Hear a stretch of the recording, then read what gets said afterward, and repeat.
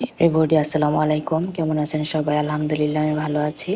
তো আপনাদের মাঝে নতুন আরেকটা রেসিপি নিয়ে আসলাম। রেসিপিটা হচ্ছে আপনার ডাল দিয়ে বাঁধাকপি সবজি রেসিপি আর কি।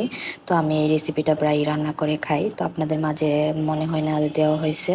তো আমি ভাবলাম যে আজকে রেসিপিটা আপনাদের সাথে শেয়ার করি, সেই জন্য রেসিপিটা আপনাদের সামনে নিয়ে আসলাম।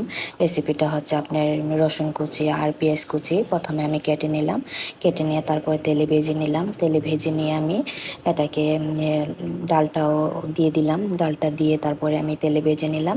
তেলে ভেজে নিয়ে তারপরে আমি একে একে মশলাগুলো দিয়ে দিলাম। মশলাগুলো দিয়ে হালকা একটু পানি দিব। পানি দিয়ে তারপরে আমি এটাকে ডালটাকে একটু সিদ্ধ করে নিব, মানে কষিয়ে নিব আর কি। কষিয়ে নিয়ে তারপরে আমি এটাকে যখন পানিটা শুকিয়ে আসবে তখন তখন আমি বাঁধাকপিগুলো দিয়ে দিব।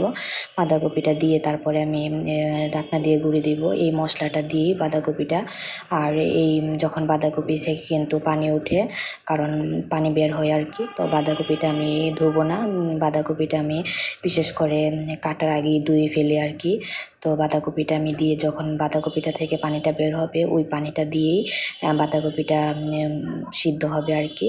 তো আমি বাঁধাকপিটা যখন সিদ্ধ হয়ে আসবে তখন আমি এটাকে ডালটাও তখন সিদ্ধ হয়ে আসবে তখন আমি এটাকে তেলে ভেজে নিব। এটাই আর কি সবজি। তো আসলে বিশেষ করে আমার রেসিপিটা একটু অন্যরকম। আমি একজন থেকে দেখছিলাম আর কি, আমার এক স্টুডেন্টের মা উনি রান্না করছে, তখন ভাবলাম যে হয়তো বাঁধাকপিটা মানে এভাবে রান্না করলে মনে হয় ভালো লাগবে। তখন আমি রান্না করলাম আর কি। রান্না করার পরে আপনার ভাইয়া খুব পছন্দ করছে। আর বিশেষ করে আমি বাঁধাকপিটা খাই আপনার মটরশুঁটি দিয়ে। তো আমি বাবার বাড়িতে আমার মা রান্না করতো মটরশুঁটি দিয়ে, তো মটরশুঁটিটা আমরা সবাই ভাই বোন যারা আছি সবাই মটরশুঁটিটা অনেক পছন্দ করি। তো মটরশুঁটিটা পছন্দ করার কারণে মা মটরশুঁটি দিয়ে আমাদের বাঁধাকপিটা রান্না করে দিত।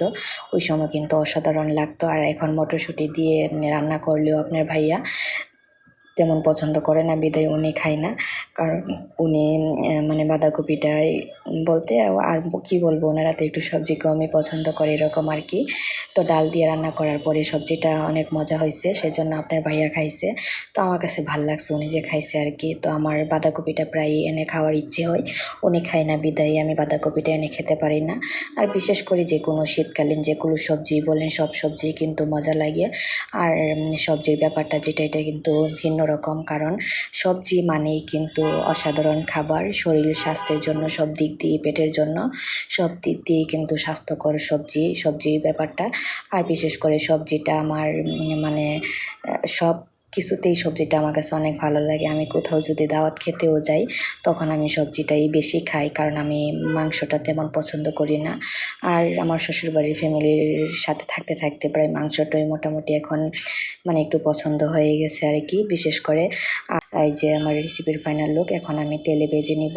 তো আমার ভিডিওটা যদি আপনাদের কাছে ভালো লাগে অবশ্যই লাইক কমেন্ট শেয়ার করবেন। আর বিশেষ করে আমাকে সাপোর্ট করবেন। আর আমার রেসিপিটা আবারও বলতেছি, ভালো লাগলে অবশ্যই শেয়ার করে দিবেন। এই হচ্ছে আমার রেসিপির ফাইনাল লুক। তো কেমন হয়েছে অবশ্যই কমেন্ট করে জানাবেন। আর আমার সাথেই থাকবেন বা আমাকে সাপোর্ট করবেন যাতে নেক্সট টাইমে আপনাদের জন্য নতুন করে আরেকটা ভিডিও নিয়ে আসতে পারি।